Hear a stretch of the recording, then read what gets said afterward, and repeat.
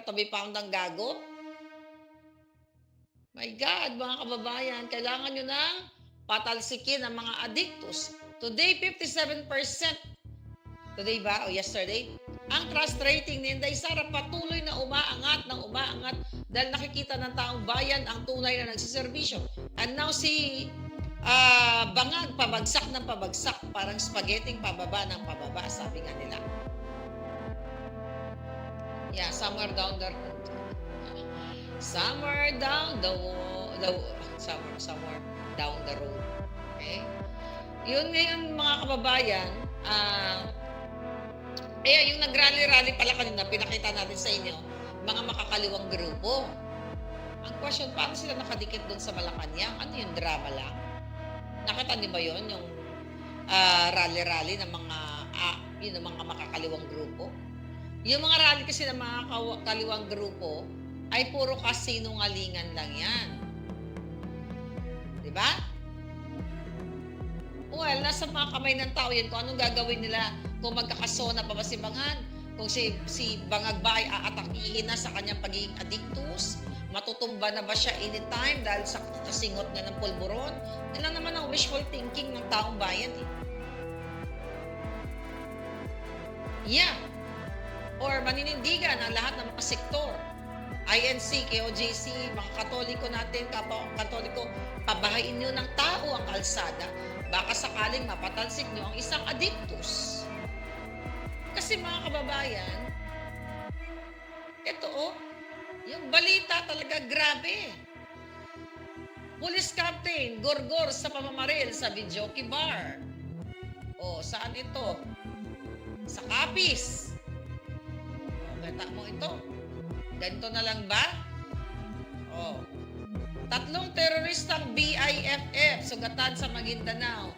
Barangay Secretary na papasok sa trabaho, ginurgor. Lalaki umihi sa likod ng bahay, pinag-bratatatatat ng 16 years old. Killer ng teacher ng Ateneo Dinaga, ayan, naaresto na raw. Ano pa ang nangyayari sa atin? Agresibong pagkilos ng China sa WPS. Ayan, pinalagan ni Bangag, ni Tariela. Diba? Ganyan. Anong sabi? Hindi daw nila kukundinahin. Sabi ko, the ultimate solution para labanan yung China, makipaggurguran kayo at manindigan, ibala ang ilong ni Tariela.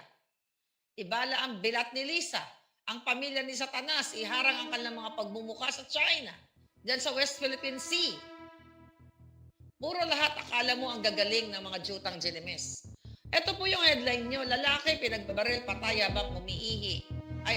Habang humihingi ng tulong. Cavite.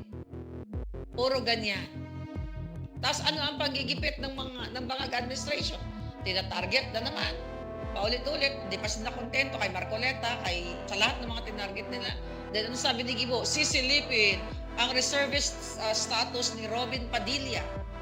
Para ano? Dahil sinabi ni Robin Padilla noon na siya isang komunista in the past na namundok, naghahawak ng baril, something to that effect. So ano gagawa na naman ang istorya si Robin Padilla na sinabi nga niya na hindi naging epekto yung ganong klaseng ideology, yung magbitbit ng baril, kaya nga siya bumalik sa gobyerno. So bakit siya ngayon gigipitin? Bakit siya ngayon iimbestigahan? Ayaw nila pa imbestigahan ang flood control, pero ang mga oposisyon, katulad ni Robin, katulad ni Marcoleta, lahat ng nila Baligod, lahat ay tina-target. Kaya nga dapat wala ng SONA. Dapat matapos na sila. Diba? Sabi ko, mautas na si Bangag. Bigyan nyo nga ng si Bangag ng isang container na isang drum. Okay? Isang drum na pulburon. Right? Yeah. Isang drum na pulburon para siya ay magurgur na ng tuluyan dahil sobra siyang addictus benedictus. Walang ginagawa ang inyong AFP-PNP kundi magsunod-sunuran sa isang adik na presidente at patuloy kayong pinagnanakawan. Right?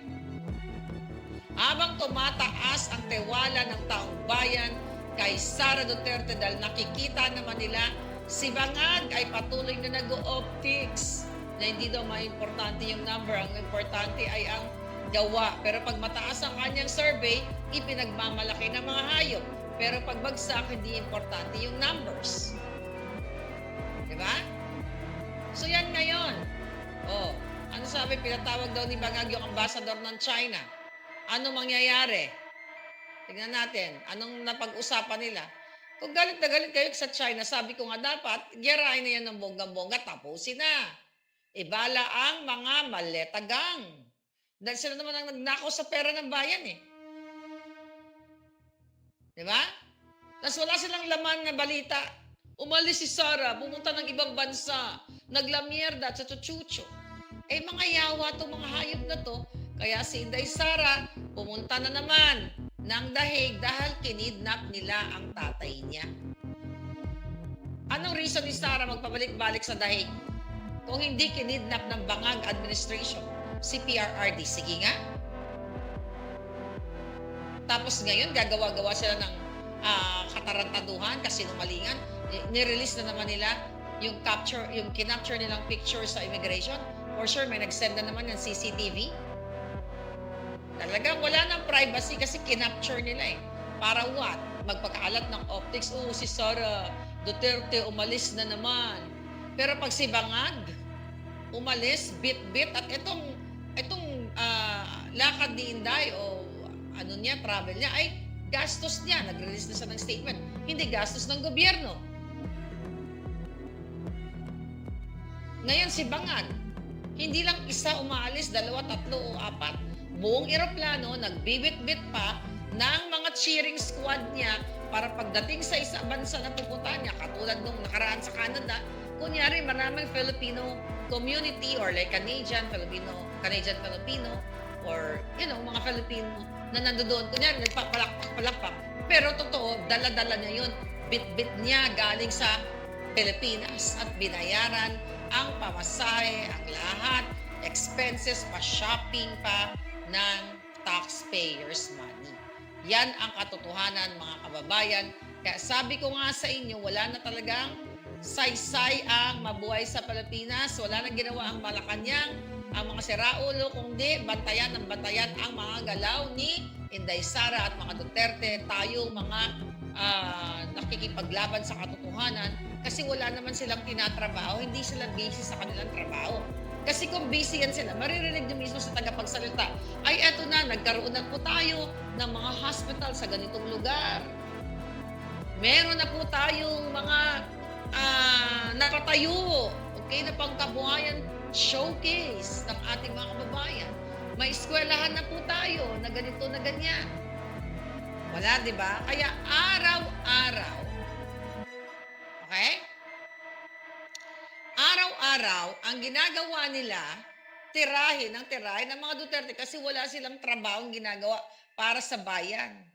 Hindi niyo ba nakikita? It's either lalayas si Bangag, pupunta doon, magmimigay ng bigas. Hindi pa nakontento, pati si Lisa Canas mamimigay ng bigas. Pati si Sandro, yun na lang ba pamimigay ng bigas? Pwede mong i-delegate yan, hindi yan trabaho ng tanga o bobo o adictus na presidente. Ang pamimigay po ng bigas ay hindi trabaho ng presidenteng matino. Nakikita niyo ba ang presidente ng Amerika maya-maya na kung namimigay ng mga bigas-bigas?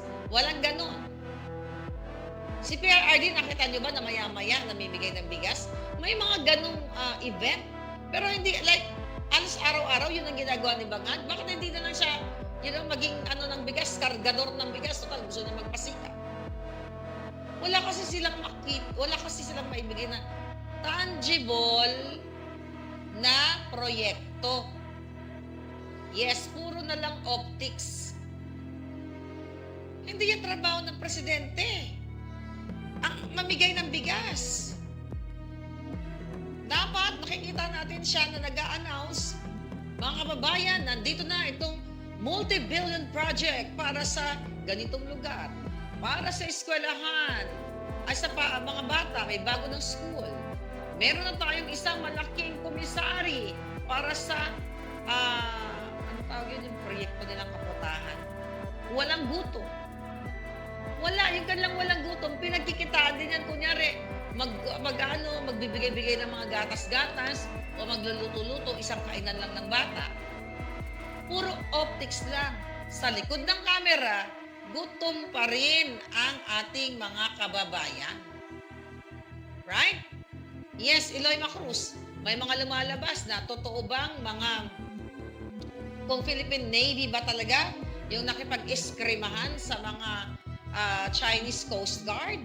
O inutusan lang sila ni Lisa Tanas o ni Gibo, ni Bangag? Na sige, makapag-eskrimahan tayo para manawagan tayo, magpapanggap tayo na aping-api tayo na yung itong mga Coast Guard ng China, nilulusob na tayo, binubuli tayo, then ipatawag natin yung embahada, ipakalat natin sa buong mundo na talagang bully in China. Dapat may thorough investigation kasi ang China is dininay nila na sa kanila nagsimula itong ano na yan, pag-iiskremahan, which is nakita naman natin sa video. Every day, ang mga eksena ni Clarissa Taratara, puro Duterte, puro Sara. Right? Walang matinong balita